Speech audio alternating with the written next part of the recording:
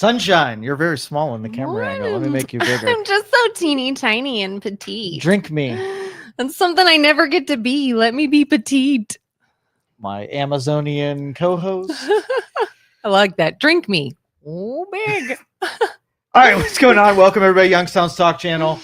Look at that little overlay down at the bottom right-hand corner. Like, yeah, what is that? It's begging people for money, I'm sure. Studio. It's part of our fundraising effort here. Hey, it's a shutdown. We need it. Yes. All right, what's on your grill? You get first strike. Oh, gosh. I was afraid you would say that, and I don't really have anything. It's a month into the shutdown. How have you felt the effects of said shutdown? So we're very lucky. I've not been hugely impacted. Knock on wood. Okay. Knock on wood. I was a little concerned about like veterans benefits with this, but apparently veterans benefits haven't been touched. It's the active duty, which, you know, when you're being shot at overseas and running from bad guys, those are the ones you don't want to pay. Makes sense. But I don't know. How about you? No, it's zero effect. I do like, I love when like disruptions happen because that's the entropy that gets things done. When we're idle and comfortable, we don't do anything. We just kind of preserve and protect our stuff. So this is like the little push that creates just enough chaos to know that some changes are going to happen. Yeah. But that's what's necessary sometimes, that sacrifice. I'm concerned that there are so many of the people that live amongst us that have a direct connection to an inept government that doesn't do anything right.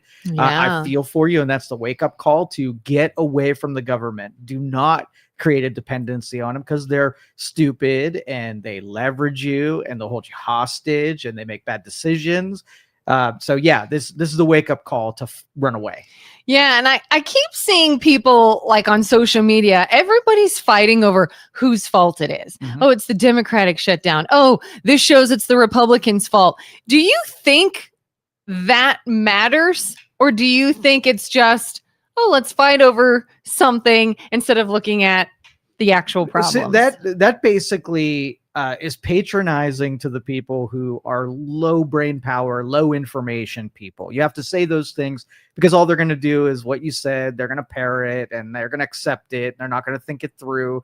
They have no common sense or they have a total lack of intelligence. And so that works. And if the more people you have that are dumb, the more that stuff resonates. So I don't blame them for saying it because think about how many people they could say, you know, wearing a glove on your right hand may give you magical powers and how many of the public would just be wearing gloves the next day. It's not a real smart society that we're in right now. And when you hear people talk about, I'd love to break down the idea of, you know, SNAP benefits, government assistance is one of the things that people are really sort of feeling the effects. And everybody, I feel like, wants to fight over, well, who's taking away these benefits? Well, how mean is it that nobody cares for these people? And you want to say they're lazy when they're not really lazy. Like, what is the setup of someone needing to live off the government and be completely reliant on them? And can we walk that back? Can we get them off of that? Or do you think some people are too far gone? Okay, so the deal with politics in general is you create these complicated no-win situations. Okay, so let's just say you took a whole city and nobody was setting up businesses, so you subsidized them all and gave them all free money to open businesses. Well, those businesses aren't freaking real because without the money that they're being given, right, they would not be there. There's positive effects to it where now you have a place that otherwise wouldn't be there and you can shop there and then you get dependent on a business that's artificial. And so the real question is, do we like to deal with reality and truth, or do we like having the illusion and artificial everything? So people that are, being subsidized by another thing, they have to realize that that stuff's not real and try not to be dependent on it. So if I opened up a shop and 100% of my revenue, we'll go right up the road because I know of a business right now that is 100% subsidized by grants because of who they are. Right? They have never had to operate where they had to pay enough or they had to sell enough stuff to pay all of their bills and to actually stay in business. But at some point you're like, well, what if someday somebody doesn't give me that check? right? Mhm. I'm going to have to operate with just what I can sell. And so on day one, maybe you're 100%, and the next day you're at 90%. And maybe eventually you get to the point where you don't even need the subsidy. And now you get to break free from the teat, right? Yeah. But if you don't do that, then you're like really mad when your subsidy doesn't roll in. And we have so many people addicted to that trough. It's not just SNAP benefits, people. Look around everywhere. Think about how many academic research is being subsidized that couldn't stand on its own. Businesses, like if there are more people that are inauthentic, AstroTurf, right? Then there are people that are actually doing the thing authentically, then it would behoove me. So if I had to decide one day, I see all of my competition, they're all getting grants. They don't have to worry about making payrolls or selling enough product. I can just go to the grant. How long before I'm just like, well, it's easier. I'm just going to freaking do it too. Yeah. And I've seen that in other places. Like we've talked before about unemployment, people that have had to get on unemployment benefits when they lost their job. And I remember years ago, there was a time I was in an industry that was just, everybody knew there are layoffs all the time. And they tell you when they lay you off, just go get unemployment until things are better, yada, yada, yada. Well, in order to do that, there are certain things you have to do. You have to be actively looking for a job. You have to do this and that.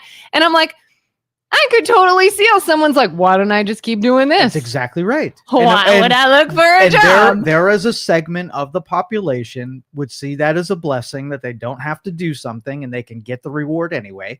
And we've cultured a bunch of those people just to have that mentality. And so, again, you said you were going to give me a check. I believed you.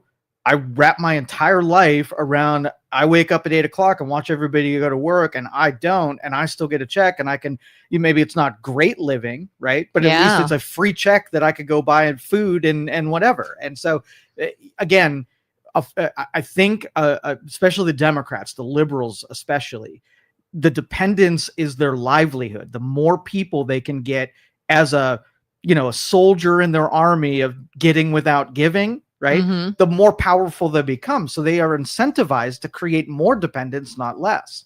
Yeah, I saw this video yesterday. Oh, I almost sent it to you. I should have. It was a guy saying, what is it? The Department of Agriculture or something is responsible for handing out so many hundreds of thousands of meals. And they say, look at all the meals that we handed out to people. And it's the same people that are over like different wildlife reservations, and they say, please don't feed the animals. They will become dependent on it. Right. And then they won't be able to hunt for themselves. Exactly. And he's like, you have that epiphany, but think about how many people have been neutered in their survival instincts because they become so dependent on their sugar daddies to just pay for everything that they need, and how mad they get when they don't have access to the free thing anymore. Once you feed them, they need you forever, and thus you rip it away, and then they're confused. Some of them will die, some of them will experience huge peril because they don't know how to make it on their own. If we could, like you say, get in your time machine and go back and not have this, we don't have government assistance. Do you think we would have an increase in crime and theft or resiliency and people just not needing it? Oh, people would figure it out. We're adaptable creatures biologically. But if it took you 20 years to get in the situation you're in, could you stomach 20 years of people figuring it out and be willing to deal with the devastation? So like in my example of, when you get a free thing, it's got to have lots of strings attached, and not just strings that stave off, fraud and abuse of a system. It means that if you need food, okay, so with the IRS, we understand this. Right? We have an auditor that will come to you and help you figure out why you're not doing the right thing. Right? And so if you had a assistance auditor and you're like, let's just say 30 days, you get in trouble, you can get food, no audit whatsoever. We give you everything you need for that 30 days. If you're in peril on day 31, we send somebody out to you and figure out why you're in peril. Right? And help you change, just like the firefighter responds to the fire. They put on their uniform, they go in, they audit you, they look at what you're doing, the decisions you're making, and try to help you not need the assistance, not stay on the assistance for the rest of your life. Yeah, I mean, don't we do that like with things like insurance where, hey, you want a good rate? Show me precautions you're Yeah, taking. exactly. And we reward good behaviors and good decisions, and we make it super hard to make terrible bad decisions. We don't just let this, we're going to send a free check. The strings that we're going to put on it, you're just going to figure out how to work around those strings. We never give you a mentor that helps you make different decisions. We hide the logic and the rationale into not being in that situation. I mean, look at what we did with the school thing, right? We give you 3 data points that put you in the 95% chance of getting the prosperity, and look at the pushback on just giving you 3 data points. Yeah. Right. So if it's like, you're going to get to look in your refrigerator right now and look at the food that you have to eat. Do you have enough to feed you and your family, whatever? Right. And you look and say, oh, I've got 3 days worth and I need 5. Cool. Should you go get your hair done and your nails done, buy a new iPhone, and buy tobacco and alcohol? Or should you go to the grocery store first and fill in the rest of your needs before you start adding luxuries? Yeah. Okay. So that's just real talk. And everybody with common sense knows that if you get to the end of the whole survival part and you don't have enough for those other things, now you're living like the rest of the world is. Oh, my husband and I were just talking this morning about the idea of inflation and people saying, oh, inflation is killing us. And back in my day, like my dad was the only one who worked and the mother could stay home and you could buy a house and run a household. And we're like, there's some data there to make that point. But we're like, but God, look at everything we do now that they didn't do. Like, do you have to go and buy your Starbucks coffee every day? No, they did it at home. How about going out to eat? They ate at home. How about hand-me-down clothes? Not, oh, I have to have a new outfit for everything I do. You know, like all these little things. You didn't pay for internet regularly. You didn't pay for streaming regularly. You didn't pay for all these different things. And so, yeah, it's almost like we've become accustomed to things we have to have, but do we actually have to have them? So if it was authentic, and that's why I say all of this is fake, because when somebody gives you something, you're inauthentically enjoying a luxury that you didn't purge. You didn't earn it. And so, when you have so many people, they're acting different than their wage, right? People who can afford stuff, they have stuff. But if we decide that people who can't afford it should get it too, that's when we break the system and we astroturf what their luxury should be. Right? Yeah. And a lot of those luxuries exist outside of survival. And so if we're talking about survival, not being able to eat, there should be 0 luxuries in your life until you figure out step 1, you are the primary provider to you, right? Mm-hmm. You have to feed yourself. So number 2, you have to have some place to live. And you don't ever get to air conditioning and cell phone and any of those things, right? You can go without a TV. You can go without things that are unnecessary until you figure out step 1, which is staying alive without somebody having a tube to you feeding you the stuff you need. Yeah. That's just a reality. All right. You mean like how Tesla only survived because of electric car subsidies? I will agree. I don't agree with subsidies at all. Okay. I understand why government does it. They take a pet project, one that will not be able to survive on its own. And they prime the pump. So if your agriculture needs it, or, a certain industry needs it, short-term subsidies, I don't disagree with. Now, if you think that Tesla cannot come off of the government subsidy deal, like you can get a $7,500 rebate on buying an electric car because politicians wanted people to go green. It was part of the climate initiative. And now that they don't need it, now they don't need the subsidies anymore. Put an end date on it. But if the government's like, well, no, we need some more, even though the Tesla can afford it, right? Or Tesla doesn't need it. They can afford their own model because of that. We still want people to buy it, and the subsidies more to influence the consumer, not because the end product. See, there's a hidden agenda in statements like that. Because Tesla can afford it, should they then lower their price to $7,500 less because they can afford it, right? And again, they shouldn't have to. They can charge whatever they want. And if you took the subsidy away, if car sales dropped and then they had to lower their prices to attract new buyers, that's a completely different conversation. But I don't think car buying subsidy should exist. I don't think it's not, now in Tesla's deal, would they have been successful in the shorter amount of time without the subsidies? I'm sure it expedited their growth, and the people who issued the subsidies, they won. That's what they wanted to happen, is sell a bunch of battery and electric cars. So I understand why it happens. I don't agree with it that it happens so often. It gives an unfair advantage to certain companies over others. And I don't think the government should be in the business of picking winners and losers. I say they're kind of like picking favorites. That's exactly right. Yeah. And then Donnie says, look at the people up and the Senate and the Congress, they're doing like double dipping. And yeah, we talked last week about, whether or not politicians should be paid for not working. And I'm the believer that nobody should be paid without working. I think AI and algorithms in the future are basically going to evaluate when you're putting value into the marketplace and pay you when you put value and don't pay you when you're not putting value. And that goes with, if a politician's going to show up for the meter's not running, like you're in the cab, right? The meter's running when you're in the cab. The meter's not running when you're not there. And that would be authentic.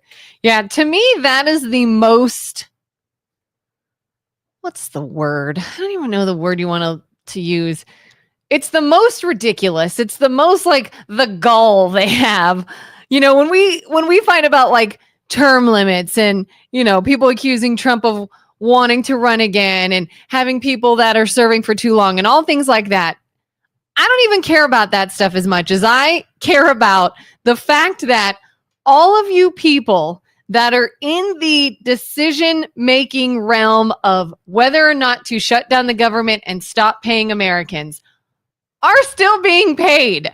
That you all get off scot-free when it's you affecting this. Well, do you think it's so ridiculous? Do you think that would change anything? We got multimillionaires that are in Congress. You stop their paychecks, they don't give two shits about the money that's coming in the paycheck. They are taken care of. They are. What if we say, if this is your position and this is a way that a position you're going to hold for a salary, then all of your pay stops.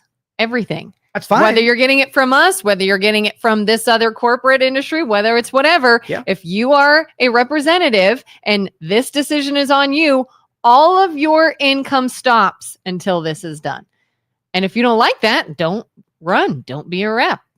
Don't be in this position. It would make us feel good, but it wouldn't really do anything.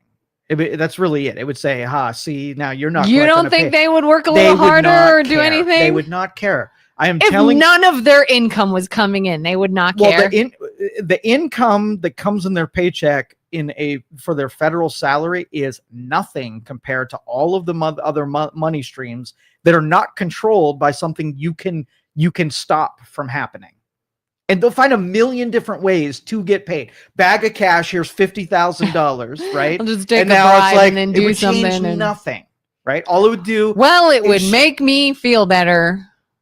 Yeah, that's exactly what it would be. A little bit. It would make you feel better. Great. It wouldn't do anything. Yeah.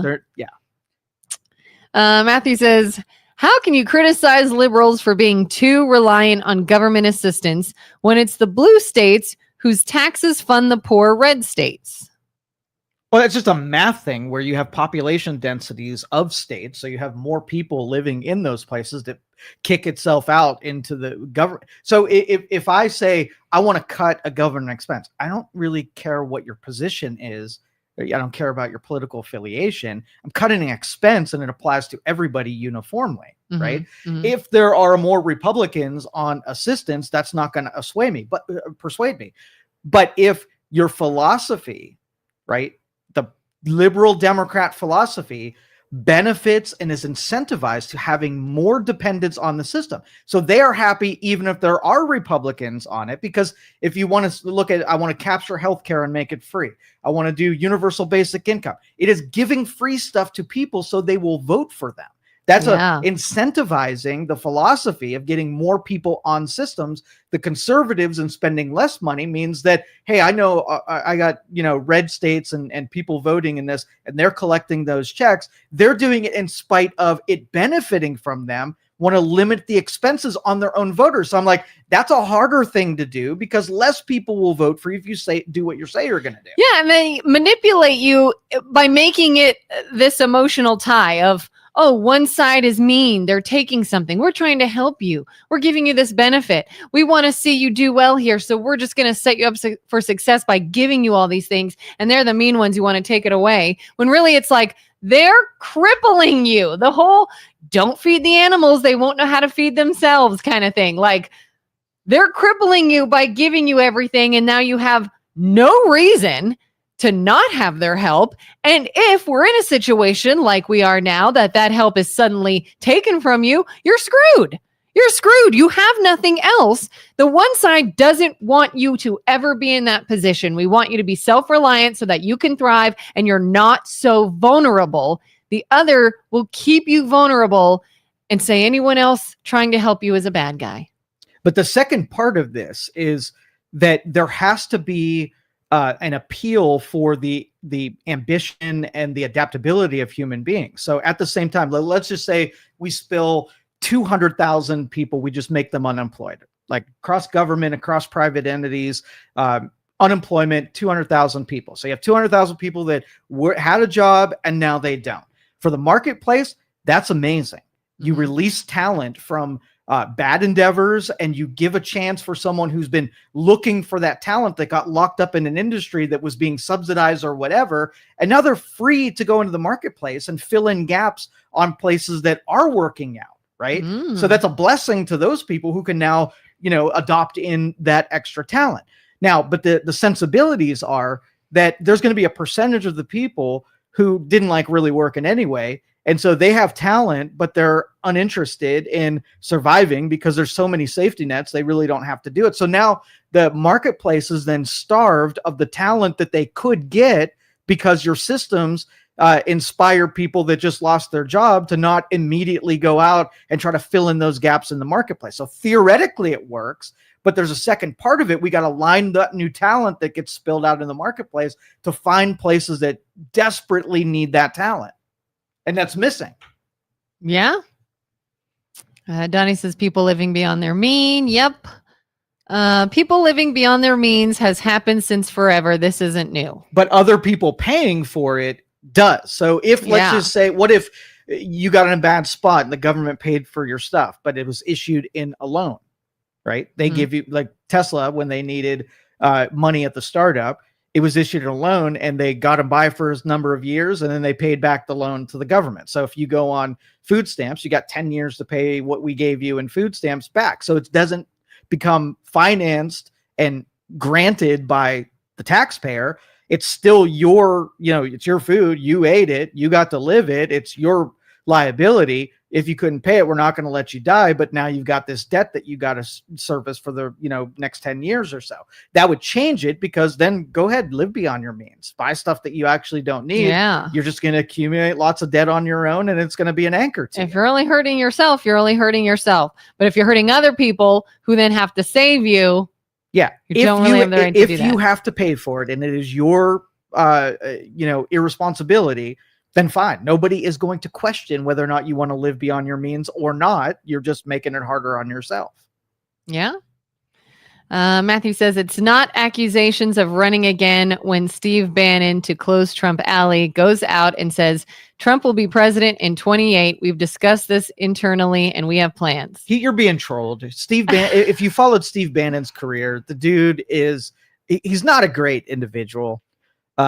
He's, he knows what he's doing as far as strategy goes, and he's distracting you and making you upset about something that is not going to happen. So it's going to be Vance and probably Gavin Newsom in 28 running head to head. Yeah. And how about this? Anybody who claims that's what's going to happen, Trump's going to seek a third term, put money on it right now. I'll take $1,000 to your guess. We'll put it in an envelope. We'll mark this day down. You thought he was going to do it. See how much conviction you have on that, that line, right? Yeah. Put money on it with me. Even if Trump wanted to, he can't. Can he? He could, right? The methods and the requirements have been changed over time. So if Congress decided to make a little bit of change and say, constitutionally, the president can run for a third term, there's a process they would have to take it to all of the states, just like every time a constitution is altered or amendments are made, you'd have to go through that process. So technically, he could do that. I just don't think it's worthwhile. The dude's in his 80s. Yeah. Right. And he's served 2 terms already. So it's a tactic to make Democrats distracted and crazy about something. Because again, if he is able to do it legally, procedurally, it can be done. Is that a Trump thing? Or is that a system thing? Like, everyone's like, oh, he's so horrible. He wants to run for a third term. Well, could he? Yeah, he could. Well, then that's the system is set up that way. Due process, right? So why is he the bad guy? Like, they don't like him. I don't know if you know this. The Democrats do not like Trump. So starting to see just the prospect of another term makes them insane. So you can see taking one of their fears, like, oh, he can't run again. At least he's out of here in 3 years. If you say he's going to run again, it's like, no, not another 4 years of this guy. Well, and this is why I always say the Dems, everything they try to do falls on deaf ears because they keep fighting with these things that like half of the country, probably at least half, if not more than half, would be like, don't threaten me with a good time. Like, look, he's gonna make it so he can run again. Half of your audience is like, okay, they'd probably love it. Yeah. It's like, find something that holds weight. Find something that like is an actual detriment or benefit to the American people as a whole. They keep picking these like emotional battles that they have no chance of winning at because either the majority of the people don't care or it's completely false anyways and it'll never happen. But it's just something to make themselves go crazy. It is more likely that JD Vance is an understudy and everything that Trump is doing is just going to be carried on because that Republicans, the reason they're talking about this is a lot of the strategies and a lot of their policies right now are going to require more than just 3 years. So some of these things aren't even worth starting if there's not another term after this one. So continuation of the Trump ideals is more important. Whether or not Trump is the only guy to do it, it's more likely that he makes JD Vance and JD Vance learns from him and finds out how he's effective in the ways that he is. So it can be continued into, what would be another Trump term will be a Trump term, not only in name, not in, he's the one in the executive chair. Let's see. Donnie says, well, that needs to stop. If you're not doing your job, you're not getting paid. I think that should be across the board. Anybody who is not currently working, the meter should not be running. Mm-hmm. Private, public, government, everywhere. So if people are incentivized to collect government checks are more in red states. Yes. That just tells me conservatives are just more reliant on the government. It just tells me that if you build a trough big enough that anybody who sees free money, I know this is kind of common sense. Yeah. Put $100 bills on a table out there, right? And I will point out that people who don't need them will eventually take the $100 bills. I don't care who they are. I know human beings. And if there is a, I've got to pay for it and it is free. So I got a table set up, free bagels, $2 bagels. Even if I believe, right, that people should pay for their own bagels, but I'm in the position where I can either see a table that I can get something for nothing or one that I have to pay for it. No matter what my principles are, what do you think I'm tempted to do? Yeah. You create a system, it tempts people in that want to get something for nothing because that only makes sense. So you have 2 choices, right? Find an inconsistency in principle where Republicans who don't believe in assistance take advantage of it, even though they believe that there shouldn't be a lot of it. So, but only apply that to the Republicans rather than human nature in general, or strip away and not make it an option. And there is no free bagels. The only thing you got is the $1 bagels. Have fun. Yeah. That's it. Those are your 2 choices. No, he couldn't. Is that no, he couldn't actually end up running? He served 2 terms. He can't. End of story. Amen. It's against the Constitution. Well, again, but that's kind of my point, Matthew. Then why fight that so hard? Why is that such a strong? You just said he can't do it. He can't do it. But the Dems will use that as this like point of contention or like reason for them to run on these ideas of, oh, look what he's going to do. And this is such a terrible thing. But then in the same breath, he's like, but he can't do it. Well, then let's move on. Like, then why are we still on this? But it should be the origin of a curiosity, because there's circumstances like, let's just say World War III breaks out. Okay. Mhm. And the president of the United States' term is up. Then we have to decide whether or not in the midst of a war, whether or not we're, want to have an election and change out leadership when we're in the middle of the war. So we say, hey, let's do our election after this war. Well, that gives an incentive then the president to go start a war so he could stay as president. So it's an origin of a curiosity. If you start seeing those things happen, putting stopgaps in to make sure that a war is not begun for the sake of extending it. Yeah. But I don't think he wants to be president. I think the troll in chief is just doing it and saying it to make people crazy. And that's all of the evidence that I've got to this point, where he's not really serious about wanting a third term. Because and he may or may not be serious. I honestly don't know, but this is another like boy who cries wolf for me personally. We've heard people say that Trump said or wanted something so many times when everybody else knew he was kidding, or it was just like a remark he made while talking about something else. Or, oh yeah, that'd be nice. So yeah, wouldn't it be great if I ran third term? I would like that. Anywho, blah, blah, blah. And they take that for like gospel and they run headlines on it and they say, Trump wants to do this. And it was like, anybody else who heard him speak would have just chuckled and moved on. Now, put yourself in the position of a Democrat during their fever dream. Trump is addicted to power.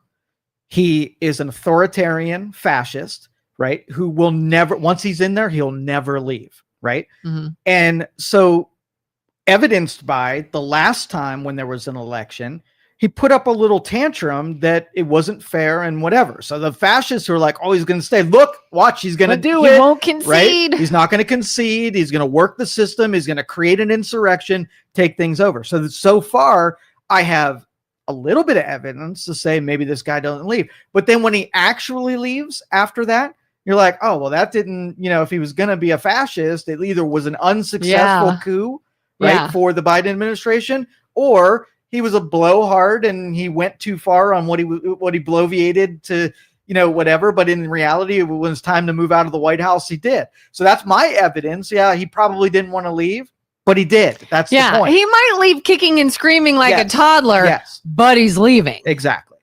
So find something else to run on. Right.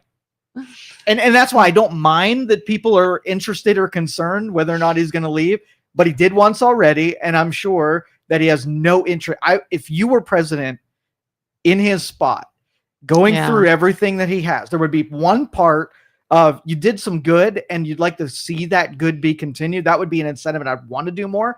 But would you really want to put up with all of the other shit that he has put up with for another 4 years? In your 80s? I'm out. Like, it's time to retire. My influence will still be made as long as I create, lieutenants in other departments. And I think the people that are in his cabinet right now can absolutely continue his ideals going forward. So I don't think he needs to stay there. Donnie says money runs this world. If you got enough of it, you can buy your way in anything. I believe that. Carter says it's called Trump derangement syndrome. Matthew says holding your leaders accountable isn't TDS. Yeah, and I agree with that, but I think you guys go way beyond accountability. I think you've got this delusion that even when you have evidence, you can keep forging something. So if I accused you of something, then that's fair. I can accuse you. But once the proof is there and once the explanation is there, if I then go beyond that, now it's the derangement syndrome, because in spite of evidence or truth or data, right, that's what I wanted to do. I wanted you to be guilty and I kept going. So if there were Democrats that are like, hey, you know what, he's a this, and then we dig through it and we look at the data and say, oh, I was totally wrong, right? Now it just say, oh, you were very suspicious and you called him on it. You weren't a lapdog. You weren't a bootlicker. You just went and tried to challenge him. Oh, but now there's data and I was wrong. If I backed off from it, now I was holding them accountable. But when you go beyond accountability, then leads to Trump derangement syndrome. Is how now you're the boy who cried wolf. Exactly. Jan says, good morning, American Patriots. Carter says, did you hold Biden accountable for 12 million illegal aliens? That's the constitutional deal where basically we took law and we decided that we were going to not apply the law towards certain people. So we just wrote an executive order that says, hey, you know what? This whole due process for illegals, keeping them out and whatever, we're going to just not look at that. That was very unconstitutional. So what Carter's saying there is if you can turn a blind eye to the thing you want, right? Yeah. And then make sure all of a sudden you're rigid on what the Constitution says automatically. It's a little rough to swallow. Oh yeah. Yeah. And that's that's the two parties MO. It's okay when we're doing it and it's not okay when you're doing it. Yeah. I didn't turn the phones on today. I don't really feel like it. So the art of the deal is based on making deals while tactics lead to a perception or use of distraction in the context of negotiations. And what I like about, and there's a lot of a psychological element. And as predicted, our society is going to become so sophisticated that the dummies amongst us are not going to really be able to figure out what's happening. They're going to buy into the illusion of, sort of like the ideals being expressed when most of it is just psychological manipulation. And when you dig through anybody's worked in a restaurant or whatever, what you experience as the consumer on something, and then you work there and see how it actually operates, how the sausage is actually being made. Yeah. We're like, okay, well, somebody crafted that illusion so that people buying there wouldn't see the sausage being made. And that's on purpose that it's like that. So if you watch the series Suits, by the way, have you ever watched it? No, I've heard of it, but I've never seen it. So it is a good illustration of how far someone who is a logical, sophisticated thinker can manipulate outcomes based on setups, right? So you can't get something done and I can't make the decision. So I'm going to trick you into doing something so that you made the decision for me, right? And then I get an advantage because I manipulated you into doing something. You take that, the law of scale, you take that above a large scale, and how easy is it to manipulate regular middle of the road voters, right? And what our politicians are really good at is setting that up and working it to their advantage to get the things that they want.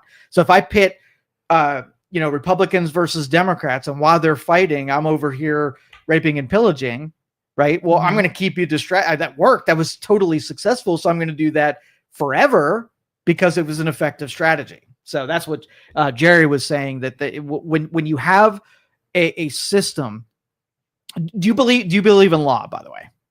So talking about suits, lawyers, defendants, plaintiffs, do you believe that law, the push and pull of how our system works, ends up in the pursuit of justice?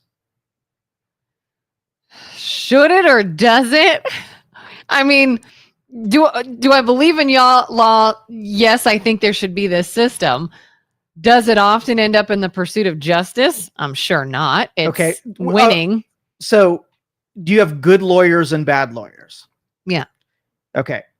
How could you have a bad lawyer if it was a system that sole purpose was to find truth? Well, if they are able to manipulate or create an environment to have people believe something they want them to believe because they win and get paid, if that's the case, that's what they're going to do. I mean, if a defense attorney is like, hey, this dude might have murdered someone, I don't want to know. We're just going to defend because if we win this case, I get money. It's not really in the pursuit of truth. But should it? If justice means that you have two people that have a story to tell, and you have people that are there to illustrate, like take all of the truths and put it before someone, so unbiased third parties could look at what's been put out, you should be able to tell a just outcome no matter what.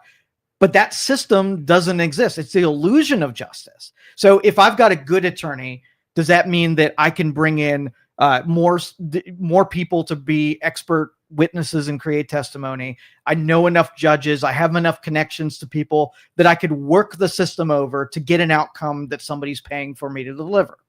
That means that if you got more money to spend, you can have a better lawyer that can give you the outcome that you're looking at. So if you're a defense attorney, your job is to win, not find truth. What if you found out, like, you don't want to know? Do you know why you don't want to know? So that you can defend them in any way that you possibly can. So that's sort of like the money can buy outcomes in the justice. In justice, it can do the same in politics, and it could do the same in business. Try to operate authentic, straight up, and see how much of a disadvantage that you have. Yeah. Julie had a comment up top. Hi, Julie. She said, should our president of the United States be provoking the people like he is? Do you think he provokes people? On purpose. Do you think a president should provoke There's people? a lot of shoulds. Like, in a perfect world, like in utopia, right? It would just be the noblest gentleman amongst us. Do we have that? No. So we have a bunch of covert idiots and overt idiots. And right now we just have an overt idiot to be coupled with all of your covert idiots. I mean, you could say that about any of them. Like, should the president of the United States be incoherent? That's what I'm saying. Like, it's not a fair objection because of the state of all things. Like, if you were like, if you stood out because there was 99 people doing the right thing, the guy that's doing the wrong thing would be obvious, right? But if not, there's 100% of them are doing the wrong thing. There's no decorum. There's no civility. There's no truth. There's no honesty and integrity. Then the mud monster that you send there is the same that's already been there. Yeah, they all do it. So again, chalk that up to one of my examples again of, with everything else going on, stop making points that people don't care about. It's another, you will get nowhere with this one. In Liar Liar, remember when he couldn't tell a lie, he had to tell the truth. Like, if we could do the liar liar thing on all politicians, we just have a bunch of Trumps. They would all do and say the same thing. Because if, somebody like Chuck Schumer, what he's really thinking, he can't stop. It just comes straight out. But it's the same shit that Trump's doing and saying. They're all just fallible people with trying to, chasing down their own interests at the expense of the rest of us. Do you want the obvious snake, or do you want the wolf in sheep's clothing? He could be polite all day long and still be slimy behind the scenes. Do you prefer that, or do you prefer to know what you're getting and have him be an open book and show you? If Trump has downsides, I'm pretty certain I know all of them. Yeah. If Schumer has downsides, I bet you not half the shit that he's done that we have any idea about. Yeah. So, do you prefer to know all of the flaws, or have the illusion that the person has way more or way less flaws than they actually do? That's the question. Do what we say, not as we do. That's how they run it. Yep. Matthew says, I don't think we should have a president who should be for all Americans, trying to gaslight and toy with half of his population. If he is just toying with people, it's bad. And if he's not, it's worse. Yeah. And that's where elections are. If he does the wrong thing and he, condemns half the voting population, you better be certain that you don't need them as voters. And I can't help but feel as though this personality of his, this like gaslighting and provoking and all of that, is not entirely only him. Like, I think they made him this way. I feel like he was made. Like, you can't, yes, I'm sure the arrogance is built in. Yes, I'm sure the sarcasm to an extent is built in.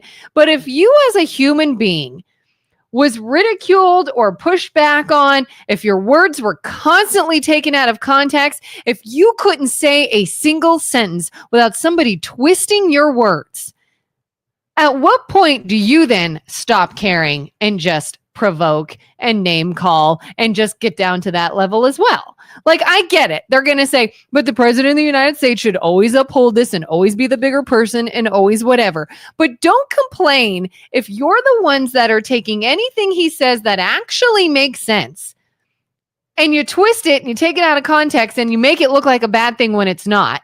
And then you want us to care when he does give a little jab, when he is sarcastic, when he does provoke. We don't care when we watch someone try to be rational and upstanding and you destroy them anyways. So I'd be like, oh. But we saw that with George W. Bush, right? George W. Bush, he spoke well. He didn't cause fights. He didn't troll people, and they beat him up, right? There was no benefit. The outcome is the same. You're going to have people fight with you. And if you don't fight back, right, then, then your Wikipedia page says that you're a freaking blithering idiot. Yeah. Right. And I'm sorry, it works to his advantage, because if you make him, if you engage when he lashes out or he says something and you're like, what a jerk, he's provoking us, all you do now is look like that's all you got, which is what I've been saying, is you have nothing. Like, you don't have a good policy. You don't have any change you want to make. You don't have anything you want to implement that would be helpful to the American people. All you're running on is, look what a jerk he is. He provokes us. And now you look like the incompetent one, not him. You're like giving him the ammunition to stay this way. Yeah, that's the big mistake they're making, is there are things that you could attack Trump on that will actually resonate with what's important to voters. And you are picking the 80-20 issues that really doesn't change anybody's minds, but keeps the fights going. So let's just say you had leadership come together and say, hey, you know what? This whole thing is really beneath the office. It's beneath us to do it, and it's beneath you to do it. Let's agree that we're going to cut that shit out of there and act like adults. And we're going to get over our egos. We're going to, come together and only be noble and righteous and whatever. Right? You're going to feel like you want to gut punch me, but let's not do that anymore. Let's try to get some stuff done. That would be in effect for about 39 seconds before somebody decides they don't like playing the straight up game. They want to punch up, they want to punch down, and then you get another battle. And they're just mad that Trump is really much better at fighting these battles than previous Republican presidents were. Yeah. They don't like the fact that he punches back just as hard as they do. Well, and unfortunately, I think this is going to no longer work if you do get someone like J.D. Vance in there. 100%. I think Vance is very good at rolling his eyes, fluffing it off, and moving on. So then what are you going to do? So if you were to give counsel to J.D. Vance and said, hey, you know what? You're going to be taking over for Trump, and you got to take this forward. You saw the way that he did it. Would you like to be more like George W. Bush, where you're the punching bag, where they try to, take your soul out and ruin you and make you seem like you're an idiot? Or do you go the Trump route, where they're going to hit you anyway, but at least you get to defend yourself and you get to strike, you get to hit back as often as you've been hit? What would you tell Vance to do? Which path? I don't know what I would tell him to do. What I think his strong suit is fighting back in a less angry child way, if that makes sense. I've seen people say things to Vance, and he is very good at showing proof of the contrary and saying, you're just being ridiculous. This is absolute bullshit, and here's why. And it's not in a defensive, childish, making fun of way. It's kind of similar to what Trump does, but Vance kind of delivers it in maybe a more grown-up way, if that makes sense. Could that be futile? Probably. But I don't know. I feel like he might be a fairly good hybrid of being the bigger person, but not letting someone trample him, if that makes sense. Okay. I would say it depends on the climate. And if the climate exists where you've got to be a fighter, then you want the biggest, baddest fighter that you possibly can. If things settle down and people realize that the current strategy is stupid and a time waste and doesn't get anything done, maybe you're a bridge person that makes nice and gets a lot of stuff done. You might have to pivot. You might pivot. Matthew says, or did I miss one? Yeah. Matthew says you should have the occasional dissent guest on here. Oh, I welcomed anytime. Really, we've been asking for people of that. So Matthew, if you ever want to come down here and argue with us in person, let's do it. Open invitation. Absolutely. Julie says Biden's immigration policy was not a defiance of the Constitution. It was subject to federal courts multiple times and found to be part of executive privilege. We don't have to like it, but it was legal. Okay. No, a president of the United States should not be incoherent, which is why Biden was one term. But we do have an amendment that could have been invoked that when you're incapacitated, that you get, the vice president to be able to step in, and that would be the due process. But nobody had they thought it would really hurt their cause if they invoked the 25th. But that's why it exists, right? Yeah, having capacity, but they did the end around where they just had the deep state running things for a little while, and that was big as blemish. It was a big as a blemish as not invoking. How about this idea? And I don't know much about this, but I keep hearing like the idea of sliding in a candidate without any sort of, when Kamala Harris became the Democrats' chosen candidate, there are people saying that wasn't followed properly. Like there was no, like, is it primary or what's the word I'm thinking of? No primary. So our process is that, Democrats get to elect whoever is going or nominate whoever is going to run for president. And what the Democrats showed is that was an illusion where they can put anyone they want in there at any time, and that could just be, fiat. So they got to just bypass protocol and do whatever they want. If you come out of the primaries, and a couple months later your candidate's not doing so good, you could just pluck them up and put somebody who maybe is doing better, and that kind of wrecks that whole what's the purpose of a primary if you could just hand select whoever you want to put in there. Where's the outrage there? Oh, that's right, that one benefits us, the other doesn't. We don't have to twist his words. He takes care of that himself. But you do. Not you personally, Julie. I don't know. Maybe you do. When I say you, I'm saying the far left. They absolutely do. You cannot convince me otherwise. You twist the words of anyone on the opposite side that you want to disagree with. Kellen, I know you know right from wrong. You have to know Trump is bad and divisive for this country. I don't know that.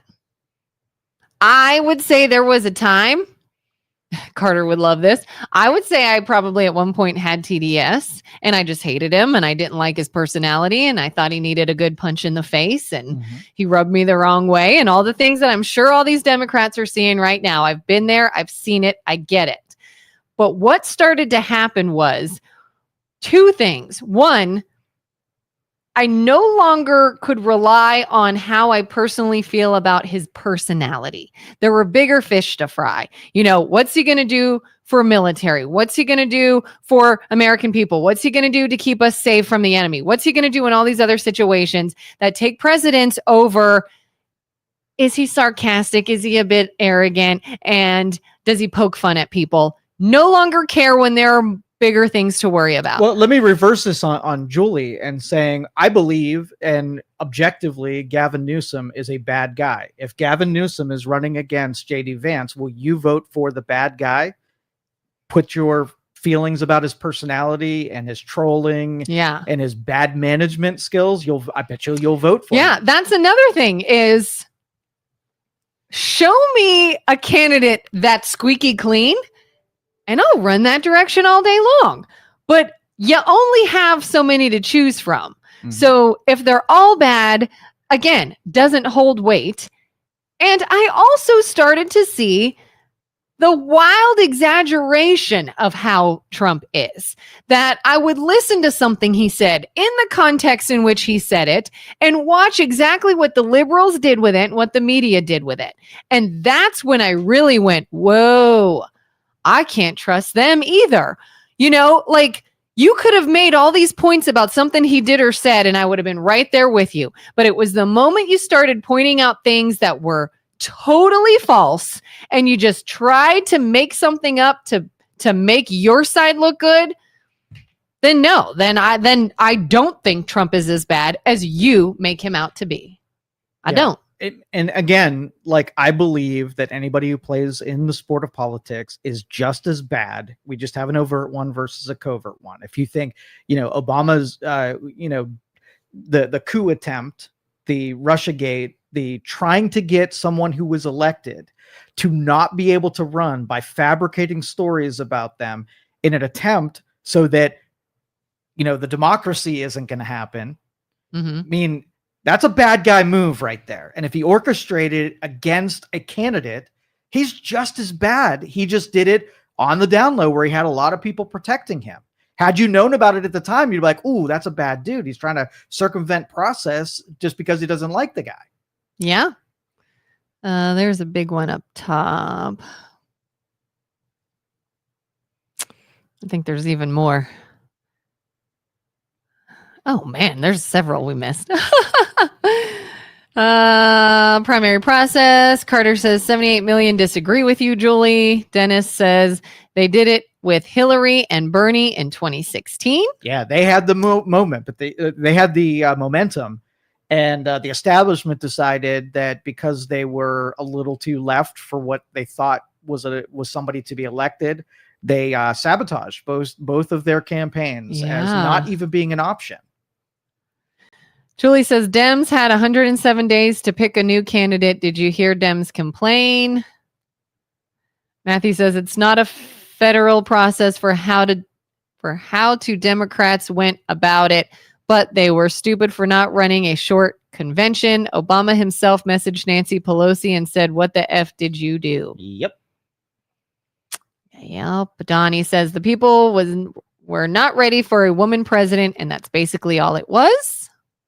I don't necessarily agree with that. I don't either. But you got to think of so are there people that they could put in front of voters that I could say they would do an awesome job? Like if you took, what's her name? Tulsi Gabbard. Tulsi Gabbard is a really good example. You put her at the podium, right? And then she comes across not as a woman or, her ethnic background or her race or her gender, just the candidate would have been a good presidential. Yeah, I would have highly considered Tulsi Gabbard. For sure. And the only instance that I wonder about how a female president would thrive in our country is in situations where they're dealing with other foreign leaders, the bad guys that don't want to work with women, that don't respect women, that don't think they should be in leadership positions. I feel like there could very potentially be friction between a female president of the United States trying to work with other world leaders that don't agree with women in power. Other than that, I don't know if it's us not being ready for a female. I honestly just don't think Kamala was the right female. Yeah, they haven't put a candidate that I would say is a 1-for-1. They put a blithering idiot that, word salad's worse than I do. Yeah. I mean, I think Hillary had a better chance than Kamala. Tulsi Gabbard could have had a better chance than Kamala. I just don't think she was good. Yeah. And the upside downside, like if you take, maybe another country treats Tulsi different when they're going to negotiate.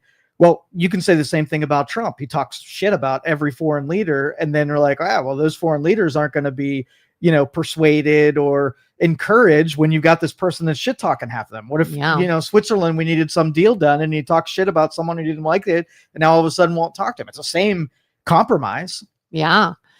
Julie says you should have trusted your first instinct.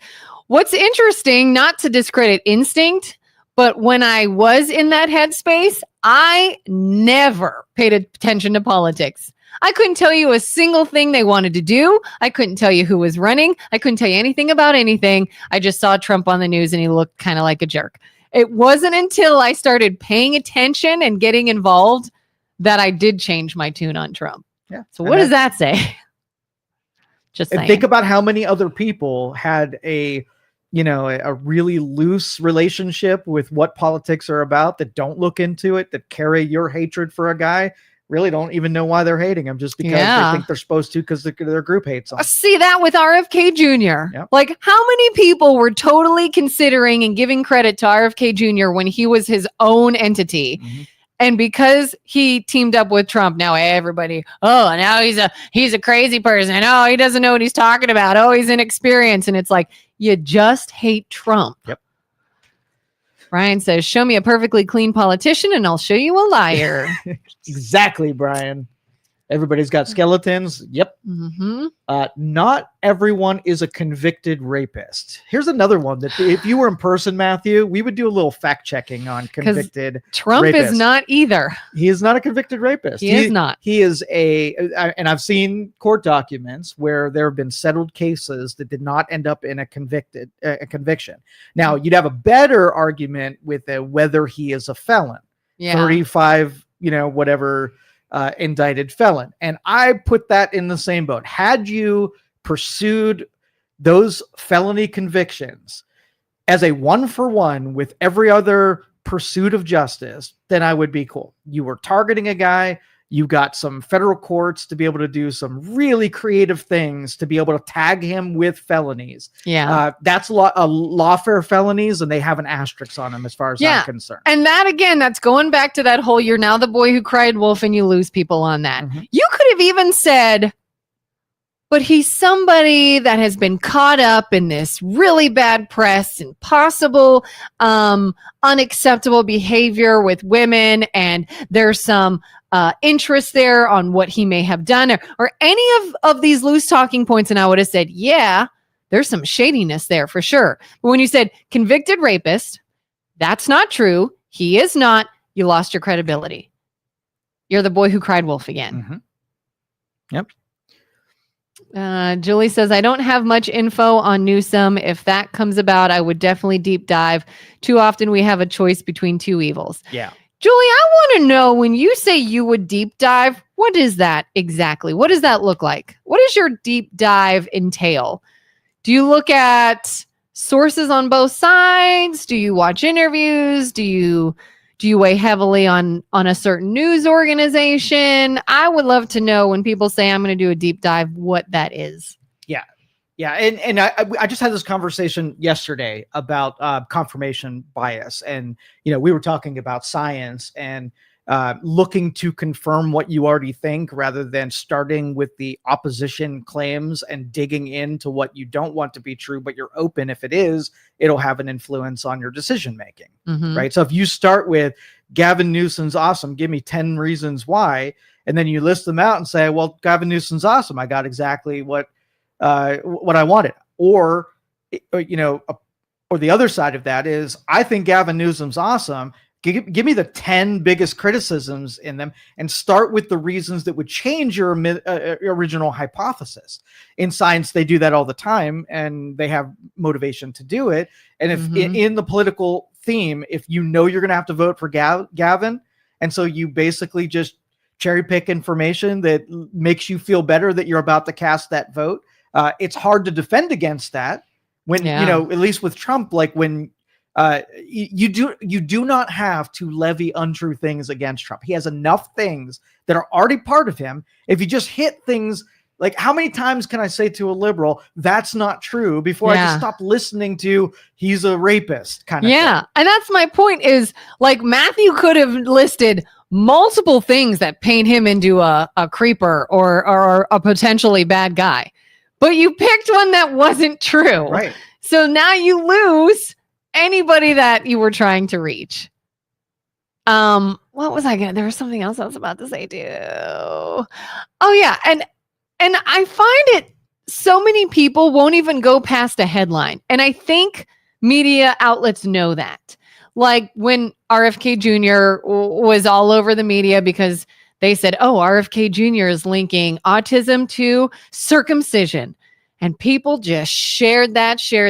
Oh my gosh, what a crock, what a nutcase, what an idiot. He's linking autism to circumcision. And I was like, what?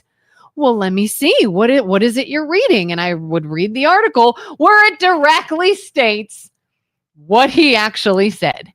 And it's not at all what the headline sounds like. But nobody cares. They don't want to deep dive. They're like, oh, well, this headline said that, it must be true. And it's like, you didn't even read the article, did you? Right. The country is ready for a woman president, just not Kamala. She said nothing of substance regarding policy and how she would achieve those goals. She just spoke in circles with word salad. Yeah, she didn't even do she was not a good interviews, pick. nothing. Interesting how the Attorney General of New York is being accused of some basic thing she accused Trump of, and brought Trump to trial for. Yeah, that's an interesting one, and it shows some inconsistency, but I am not surprised and shocked. I am surprised where you could literally deliver a humbling contradiction in real time, and the person receiving it will say exactly what the other person said and not be hit with that, irony. Yeah. Blows my mind. Yeah.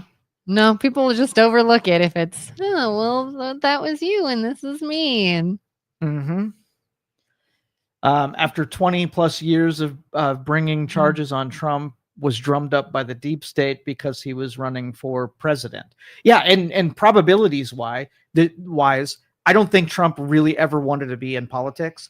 He was a business guy, had a lot of money. So the things he probably did, like if you told me Trump in 1984, was a coke fiend, I would say, okay, probably people in his industry, lots of money, were probably doing coke like crazy. I bet on that. Surrounded by young girls, women. Probably having sex with a bunch of people. Yeah, that would be who he was in that era, and that was the era as we have an understanding of it.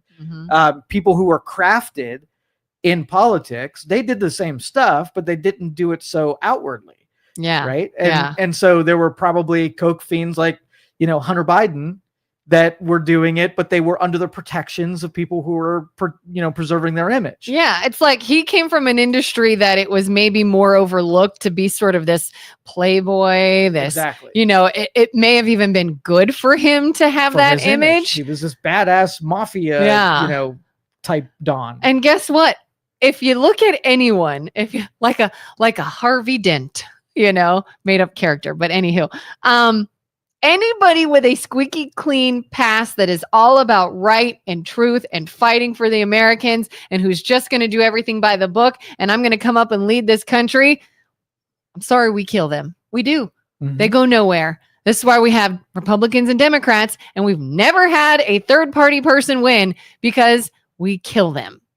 We being both sides, that it can't happen. You almost have to play this sort of dirty game. And I don't like it, and it's not right, but it is what it is.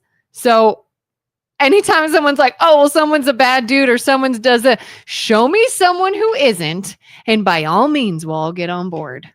Yeah, but if somebody said, hey, we're going to start doing business legit, we're going to make it authentic, we're only going to invite the people who are truthful and have moral character, I'm all for that. But you're oblivious if you think that ideal is being pursued by anyone other than what standard you're putting on one guy, right? And that's all we're pointing out here. Yeah, Donnie says, no matter who's put in office, you're not going to make everyone happy. Right.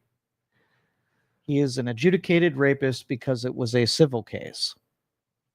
But rapist... I don't think it was even rape. Wasn't it... Oh my gosh, what's the term?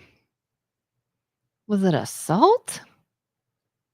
I can't remember what the actual terminology is. We'll have to look it up. But yeah. Rapist would be a legal term that requires you to have been convicted for it after going through, a court.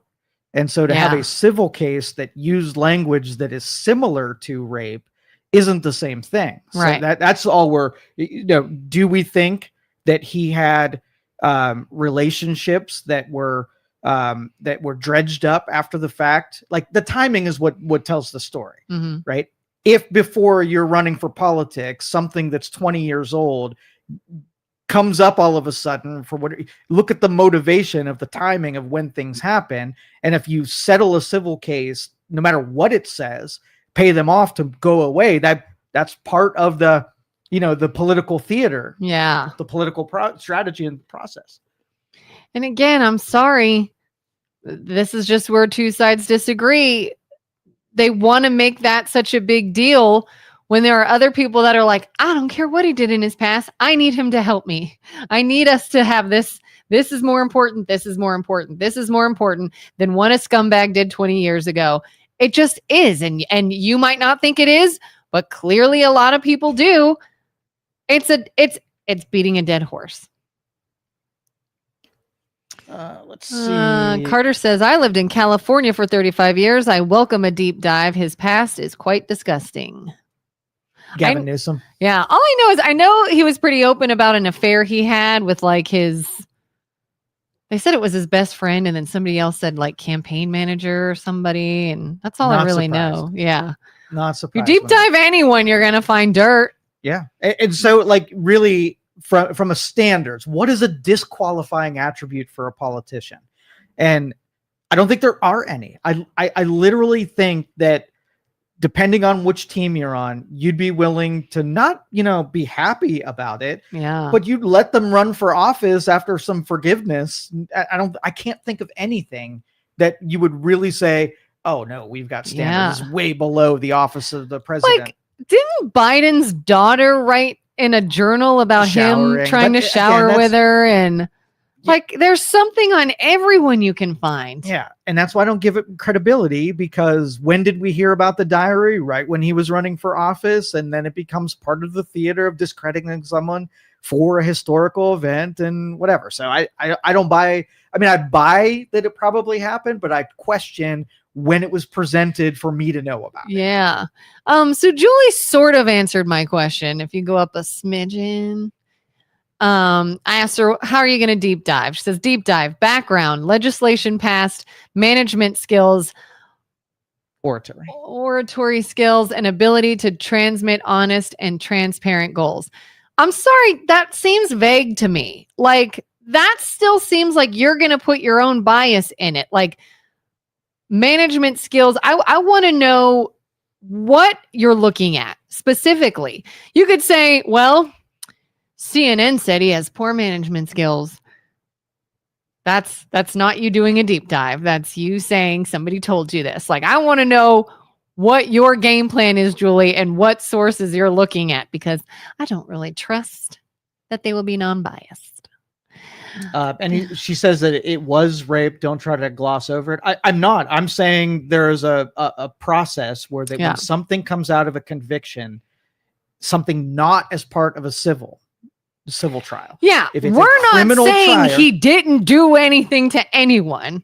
We're talking about the legal terminology and what came from it. Yeah, and if you charge, it's not fair that something was an accusation. It's not good enough for me for you, because you say everything about him. Yeah, right? Yeah. If I believed everything that you think he is versus something that it went through evidence and jury and before a judge and through the whole process, if it gets beyond that, and we can look at the evidence and say, oh, dude, he's a rapist because he's a convicted rapist, not a suggested that he's a rapist or almost a rapist. It's that word carries weight with it. So if he sexually assaulted someone and it went through an actual criminal court for sexual assault, then I buy it. He's guilty of sexual assault. If it's a civil case and a football player does something and it's there's a settlement in a civil case, well, it didn't go through the same standards of processes that will make me feel like, okay, he had sex with someone in a bar and then she accused and he wanted her to go away. Was this could there not be another reason why civil court there was a settlement? Because there's not just one. It's not like a settlement does not admit that you're guilty of the thing. Yeah. That doesn't happen until it's been convicted beyond reasonable doubt. Yeah. And when it's the same source that says he's a racist and people don't believe he's a racist, then again, you're not going to get very far with even attempting. I wholeheartedly believe there needs to be a third party candidate, a true centrist who holds core values of both Democrats and Republicans. Could be the silver bullet, someone who doesn't subscribe to the extremist wing of either party. Well, I agree with you. I don't think that is possible in political climate because we're so concentrated into left-right. Who's going to be the first that allows people to get sliced off and hold a centrist? I would hope almost would have to be public sentiment would have to give up on the two-party system, and then there'd be enough of the people willing to go into the independent. Like if I ran as an independent, I would not get elected because there's not enough people who would, they'd look at me and say, it's a wasted vote. If you vote for me, I got to go to the person that's second best and give them my vote so they have a chance of winning. And we're stuck in that feedback loop. Didn't Vance used to be Democrat? Was he? I don't know. Somebody tell me. I feel like I heard somewhere Vance was once a Democrat, or I don't know if he was a Democrat. I know he was once outspoken against Trump. Do you hold any more weight to anyone that was on one side and went to the other, as though maybe they can see both sides more clearly? No, I think it's more of a person that that stood by their own principles, and as parties moved away from them. I would say regardless of the label, right? Republican, Democrat, this is what they were. And if that means they have to now change their name, so be it. I kind of hold more weight on that rather Someone than willing. just. Yeah, I could say some of those more like the Fettermans now and Rand Paul and some of those people who, McCloskey and those rhinos that side with the Democrats, that's not the same to me. Yeah. I don't think their positions, I don't think they were forged in a Republican principle. I think they're just Democrats who happen to need to run as a Republican, but those ones that can go either way, depending on how it aligns with their principles, those people have a little bit more of my respect. Yeah, I agree.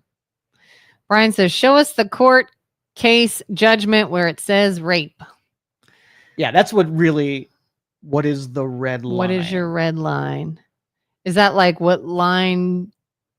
Yeah, like when it gets to a certain point, I either now and convinced something is true, or the red line saying if it goes beyond this, and I'm never voting for a Republican or I'm never voting for a Democrat. So tell me what you mean by red line about where I would not vote for somebody. I would say convicted murderer would probably be a good one to start with. Convicted rapist, that would probably be another one. If they were caught plotting with other foreign people to mismanage things in our country. Yeah, traitors would be a big one for me. If you worked with the enemy against the interests of the United States, that would be a big one.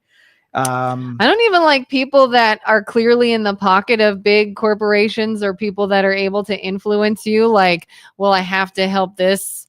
And some people may say that could be Trump. I'm going to help my buddies because, powerful money. Yeah, that sort of goes along with the centrist voting, where in an idealistic world, you have conflict of interest that you bow out if you have too many of them. Yeah. If the game was being played without conflicts of interest, I would say, yes, that's what I want. But I don't think that's possible. I think everybody's captured. Which is why we have an entire fund, the Hush Money Fund. The Hush Money Fund. It's a thing. People need to stop the Republican or Democrat voting and just vote for the best person for the job. I agree, but that's not going to happen in my lifetime. There's nothing honest about Newsom. He's a politician, and I think honesty is like 10th on the priority list, I would say. Let's see. Yeah, Trump was part of the whole Epstein ring. You say that in absolute terms, and I want to know if anybody was a participant. I'm interested in seeing anybody who took advantage of young girls that way to find themselves in jail. But to pick that guy and say, that he was within that ring, I'm just not buying it. His criminal case was dismissed because he was to become the sitting president, and Merrick Garland was a piece of shit. Okay, that's fair. That's fair. But again, that's speculative, and that's not going to fly in Joe's courtroom today. Matthew, I'm curious. Not that this matters or is here nor there, but just out of sheer curiosity, let's say the Epstein files were completely released, and Trump was involved, and Biden was involved. Mm-hmm. Who would you want to take over as leader of this country? I'm just curious, Matthew. If both big leaders on both sides were actually involved, who's stepping in? So the thing is, I believe, and I would go a second thing. Like, let's just say you picked out the people that were involved in it directly. And of course, I think they should go to prison right away. Mm-hmm. But I also want to go for the second tier of people who are aware that was the case and they didn't say anything. They were insulators and protectors of the people that they knew had broken the law. Yeah. I would take everybody and en masse push them all in the dumpster and elect all brand new people that have no connected to anything. So I don't even know the name of the person that I would want to be there, because if you're close enough to politics, I know that either you were involved or at least you knew enough to let the rest of us know who was involved. Hide and it. you didn't. So scrap them all. As There's far as I'm concerned. nobody. Nobody. Bob Smith, who's shoveling his driveway right now. You're the new leader of this country. That is the new leader of the country, and he can't do any worse of a job. Would you step in, Joe? Never in a million years. Why? What have you got to lose? You're literally like, I'm Joe Schmo. I wasn't elected. I'm not a politician. I got plucked into this role because all of our leaders are gone. Here's what we're going to do. Maybe. I'll give What it a are they maybe. going to do? Bash your background? Let me watch the tape, and I'll talk to a couple of political advisors and see if Are it's they going to find worthwhile. someone else with a squeakier clean background, or they're going to bash you? Everyone. How quickly, if we did that, if we scrapped the entire system, put all brand new people, no advantages or anywhere, everybody is just uniformly unconnected with everyone else. Reset button. How long before voters, right, Yeah. would push politics back into the same situation, or right? Because is it a mirror of what we want, or is it going incongruent with what voters want? I think it would be exactly the same way that it was in 10 years. I was going to say 2.5 seconds. Yes. We'll break it. Matthew says also words Musk and Trump said about voting machines should be looked at. Yeah, I think investigating the accuracy of our voting.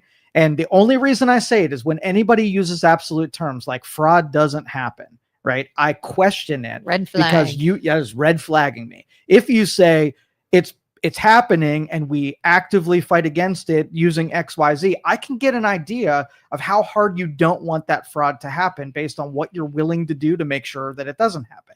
And all the people who say, let's do the things that increase the probability of voting fraud, then I don't trust you, because you benefit from the fraud. You have a conflict of interest, and I know you're not going to try hard to curtail it, and you want even more of it to happen based on what you just said. Yeah. So, I mean, look at, and I know I bash the media a lot, but it is true. Bad, negative headlines sell. Negative news is infinitely more attention grabbing and action seeking more than positive news. So knowing that the news media thrives off of sowing discord, why do people put so much trust into it? That is like the epitome of I have something to gain by either being untruthful, by stirring conflict, by spreading negativity, or flat out lying. I benefit from that. I benefit by not giving the full picture of things, yet we put so much stock into what they tell us. what's that syndrome where you fall in love with the hostage taker? Oh my God, I literally just saw the word the other day. Stockholm syndrome? Yeah. That's what it is. That's what it is. So It it's is. like you go home and look at your paycheck like, this government sucks and it can't do anything right. It's mismanaged over here. And it's like, hey, healthcare's let's have the government do it. It's like, everything in your life that touches the government becomes a complete cluster, but yet something comes up and you give it to the hostage taker again? Is that insanity? Yep. Dennis says, but look at the emotional value, Joe. Ron Paul or not at all? Yes. That's a catchy slogan. Youngstown Studio, how close do you think you really are We to finally are. breaking the two-party system? Not close at all. Unfortunately, not close. But we're trying, Brian. Oh, that was a happy accident. There is another bumper sticker. We're trying, Brian. Julie says, I don't watch any mainstream media. If I hear a headline, I check it out by looking at state records, court docs, watch debates and public appearances, and check out what they say. Julie, one of our most reasonable, educated opinions, and is very reasonable. And dare I say, Julie, you should add to that, which you maybe already do. If I see a headline, read the actual article, then go do all those other things. And if you find that article was full of shit, discredit them completely forever. And learn the theme of when you start getting those inconsistencies, figuring out like why was this common knowledge that the Monopoly guy had a monocle? Why does everybody feel that way, even in spite that a lot of this stuff that you've accepted without having evidence? Like if there are 1,000 data points that you have not investigated and there's 2 that you have and found out they were a little accurate, you almost got to look at the 1,000 you think you know that you didn't do research on yet as a little suspect. Yeah. Yep. Julie says, Vance called Trump Hitler. He should have trusted his first instincts. Or did he call him that, then get more information and say, oh, God, I was wrong?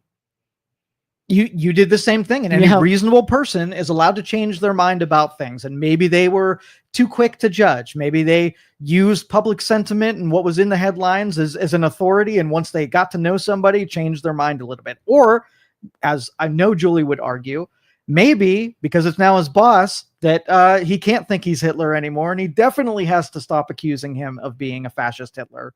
Could be that too. And all possibilities are on the table. All possibilities. Brian says, Youngstown Studio. Oh, we read that one already. Grifting. Yes. What is grifting again? I've heard that a grifter. So think of scam artists, people who are cons, right? People who grift the system mean that they take advantage, they manipulate a system for their own benefit. A grift is what a con man would do. He'd set up systems, have a sophisticated means of shaking something down for their own benefit. That is a grift. Okay. I've seen people use that term. Matt says neither of them put them in jail. That was your Biden versus neither of them put them all in Epstein jail. Deal. Yeah, well, yeah, put them all in jail. But then who, Matt? Who's me? Joe's Matthew, would you vote for Joe? Joe's going to be the default president of the United States, and I represent all Americans. See, I'm practicing my stuff. Have you ever seen Boondock Saints? Yes. You just reminded me when he's like, me, I'm the guy. Do you remember that scene? Yes. Anywho, it's such a good movie. Brian says this discussion, as well as many, many others, are the exact reason we need term limits for every politician. Mm-hmm. Agree with that. Neither one. That's not a choice. The problem is that there may be a potential candidates that were Epstein clients. Yes. She just called you a schmo. Joe Schmo. You did too, but I won't take offense to that. Joe Brian Schmo. says people are all just lemmings to be mainstream media machines. Stockholm syndrome. Thank you for that. Yeah. Anyway, so and that's like, does that cause when you say the system's stupid, everybody's dishonest, we're all just lemmings, we're going along with it? Does that motivate you to want to make changes? If you knew that it was futile, that there's no way that you're going to make a big enough impact with the way things are right now, why even try? Then you just you're relegated to just playing the game and watching another decade go by with it being jacked up, unless you do what he said, which is scrap it, term limits, wash these people out, and then at least you have a better chance of things changing where they're all different people then. And in this climate too, it's pretty much impossible. Not only can you not get anywhere because they're going to defame you, they're going to twist your words, they're going to make you out to be a bad person, even if you're not. They're going to do everything they can to destroy your credibility or make people distrust you. And if none of that works, they'll kill you. Literally. Mm-hmm.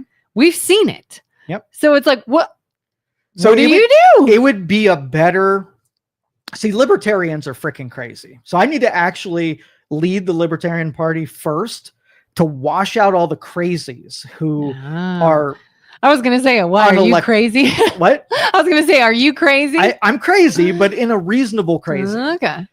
And so, like, I don't believe in anarchy.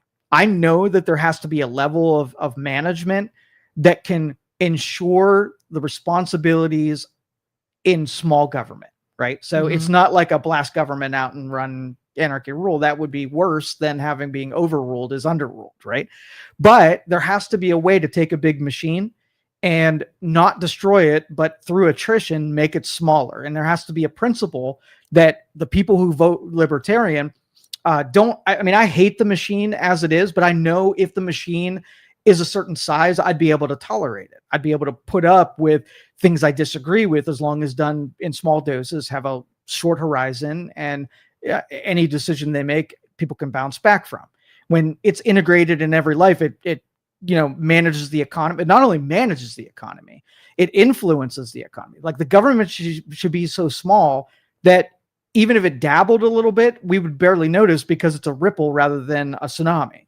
In the investment world, when you have institutional, traders, right? You're trading 10 shares. They're trading 1,000,000 shares at a time. You're ineffective because their movements can actually shape where the stock market goes versus everybody's limited to their 10 share trading. Mhm. And that way, if you have a bunch of people that are trading shares, then the market moves, but it's authentic because you didn't have one whale pushing something in a complete direction. So if we can shrink government down where we can't feel their effects on a daily basis, where they can't jack up the economy, jack up with wars, being weak enough in all the right ways that people are ruling it rather than the government's ruling it, but in the ways like having a military that is as big as it is right now, that, you need that to be able to, defend yourself against other people who aren't playing the same game as you, external forces rather than internal forces. I'm ready to hear that plan out, but we are, centuries away from that ever being something that is even possible. Yeah. Yeah, we are so far gone from the idea of government being leadership. And they're just the bosses of us now, if that makes sense. That is true. And it's supposed to be leading the people, working for the people. And it's just become this, I am your new boss, dictator, whatever. Not literally, but it's become something I don't think it was ever meant to be. And we can't do anything about it. I want to change topics real quick. Okay. The 3I Atlas comet. What? The comet that was rummaging through our solar system. A little bit of an anomaly, not normal of the rocks that usually come through our solar system. It had not a collision course. It came really close to Mars as it zipped by. Then it ducked behind the sun, right? We couldn't see it anymore with our telescopes. And it just now came on the other side of the sun. And so we're all watching this. I've not even heard about this.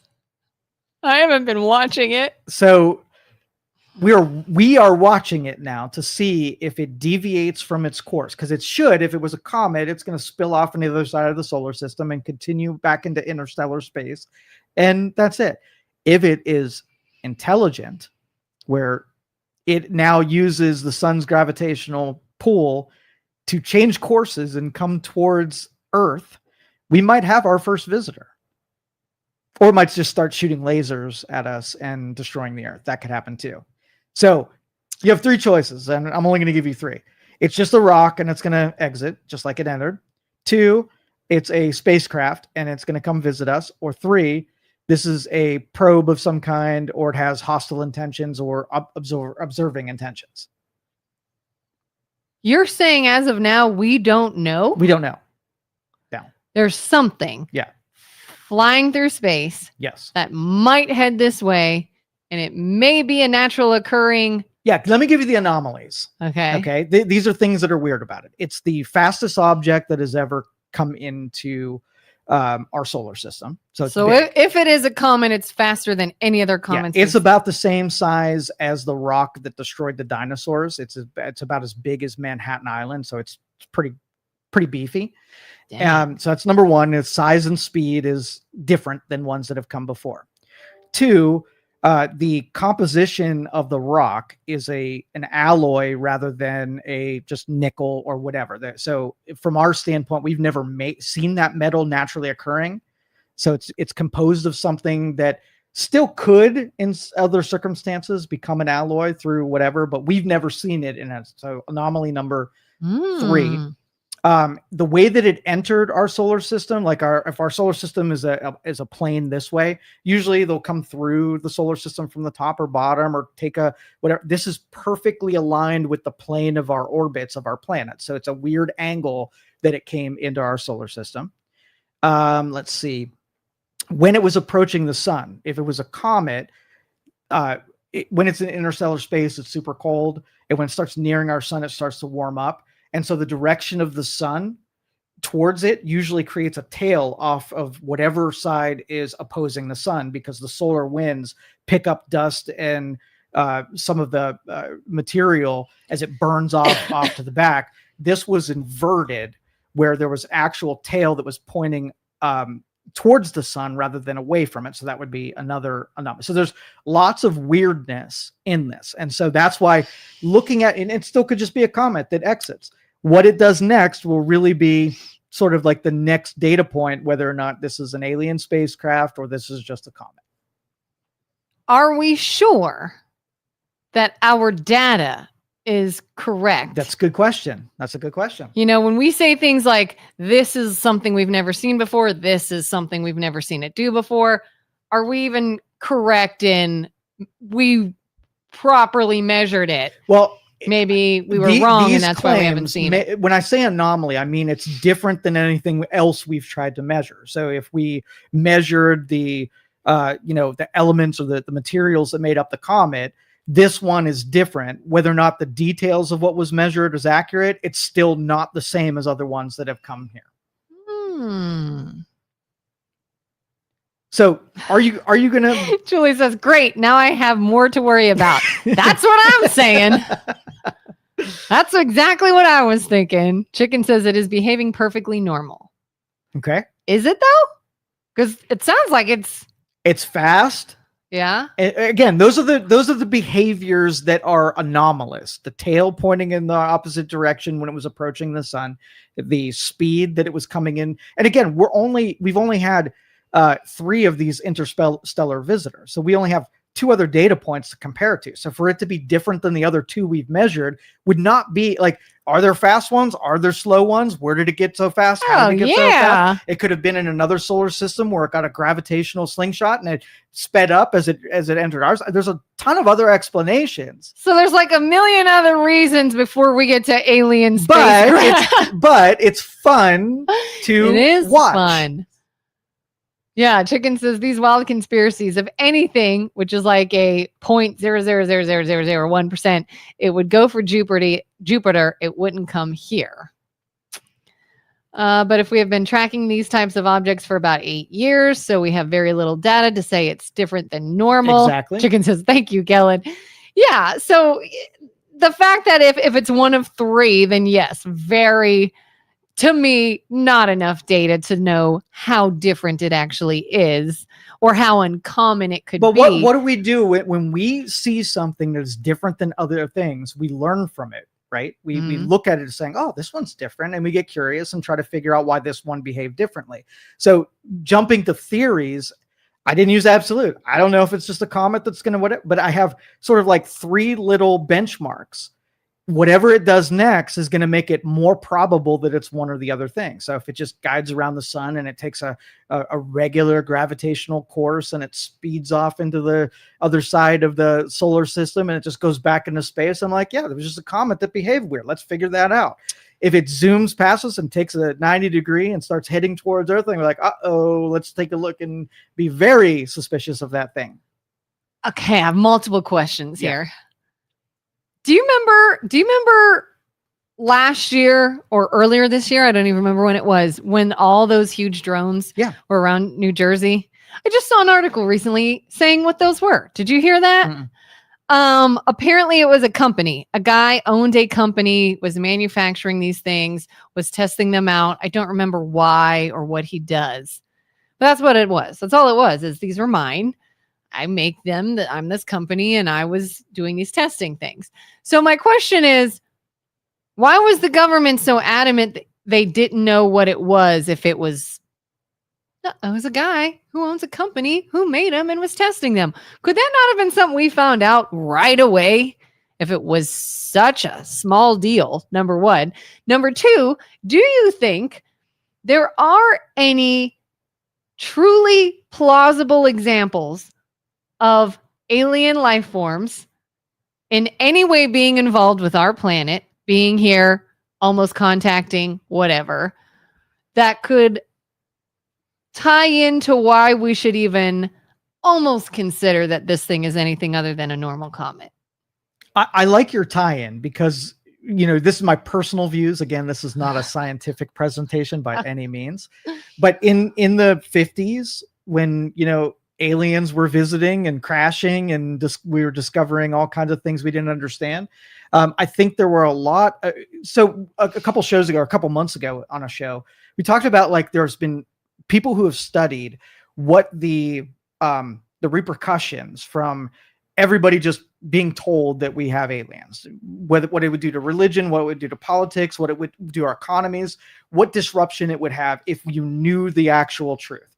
And when they say there's a 90% chance that religion would get whatever and, governments would fall and whatever, then you look at that and say, yeah, the people can't handle that truth. Yeah. Did you hear it in your head?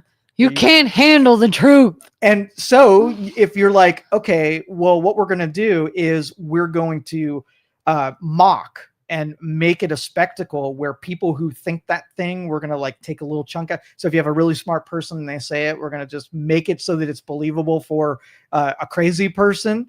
And that way, when you do have a landing, then we allow the public to dismantle. We don't have to do anything. The public's going to already put you in Crazyville and nobody's going to believe what you said. Oh, I was abducted. Oh, sure. What were you on that day? Yeah. Right? And so the government uses naturally occurring things as a cover for the truths that can't be disseminated because of what would happen to society if everybody knew the actual truth.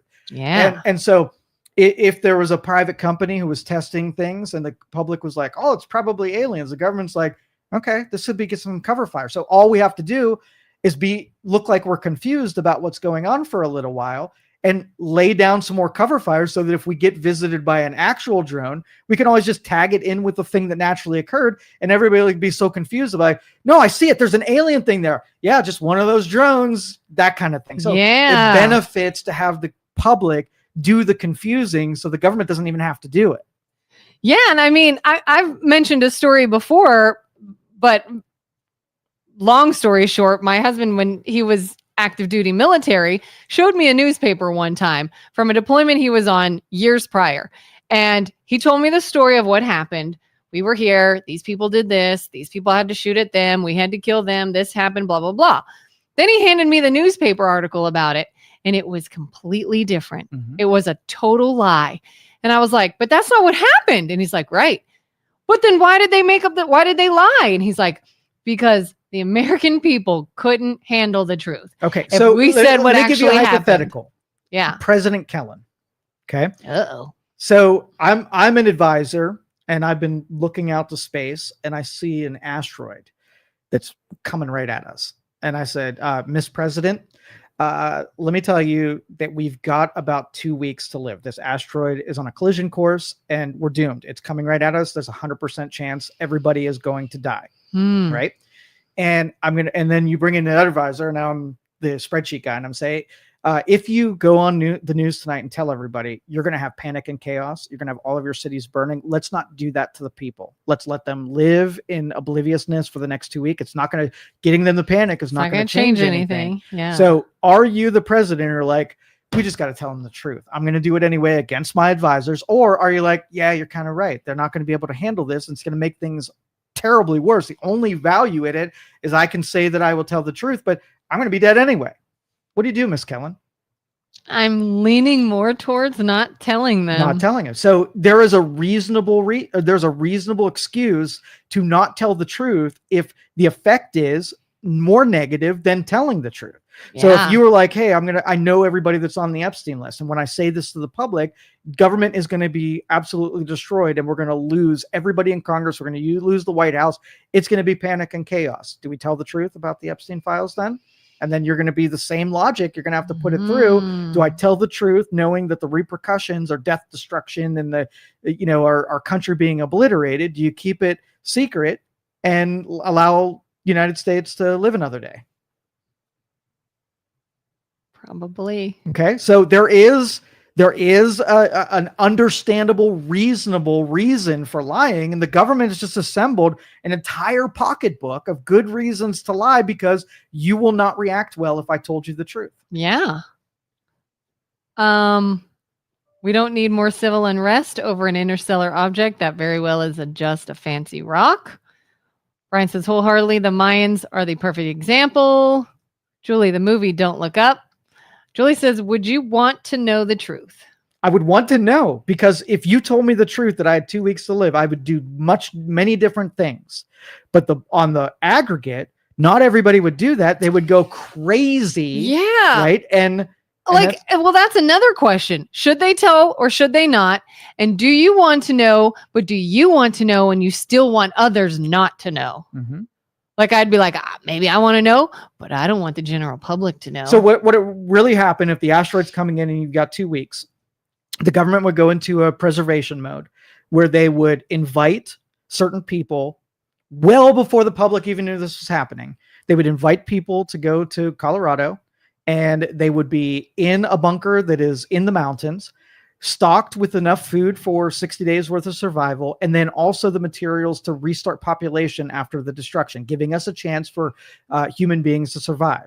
They can do that when nobody else knows, so the special people would be plucked out to restart civilization. There's been 1,000 movies with this plot line, but that's exactly what happened. And then after the preserved would happen, now you feel more free to tell the rest of the people, because now at least human beings are protected. You have a chance of survival. If you said it right from the get-go, saying, hey, here's the deal. We're all going to die in 2 weeks, and we're going to pick some people out. You would never be able to get that. The bunker would be overridden. There would be bombers coming in to open the bunker. You'd almost have to have everybody in place in your bunker without anyone knowing. And before you shut the lid, be like, by the way, you're all dying in 2 weeks. See ya. Exactly how it would go down. Right. Good luck to you all. Now, if you and Julie want something else to worry about, how many situations on purpose are kept from people? Yeah. And behind the scenes, they're sewn up and taken, but you will never know that they even happen. A ton. Mm-hmm. So back to a ton. I can think of it right off the bat. I can think of at least 2 just from my husband's perspective. So who knows?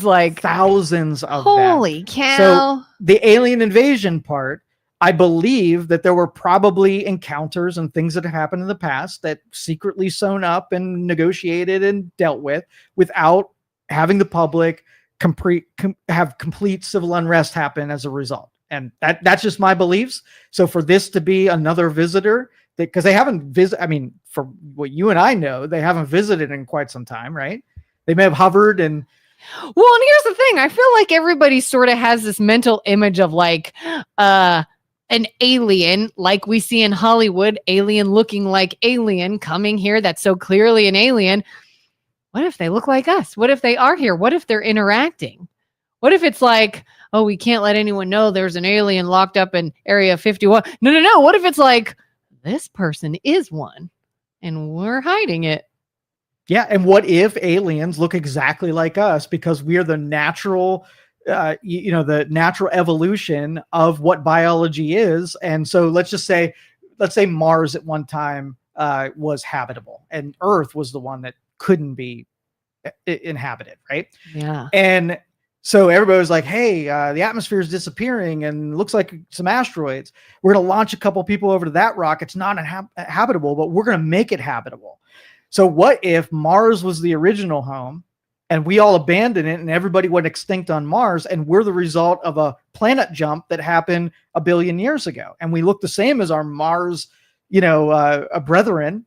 But what now, taking that into account, what if we, a civilization was, and this is like the plot of Superman, I think, where their star was going to get destroyed. So they jumped one of theirs over to Mars that predated that one. And so humanity just kind of has populations everywhere. And to have them exchange some bloodlines or technologies every once in a while is just part of the status quo. And they up there are like, nobody would want to know this is happening because they get too scared. So we're just going to, like when Apple comes up with a new technology or Tesla, Elon Musk could be one of those aliens who were put here to bring new technologies to spark more innovations. You never know. It's funny you said, I think this is the plot to Superman, because I was just thinking about a scene in Batman.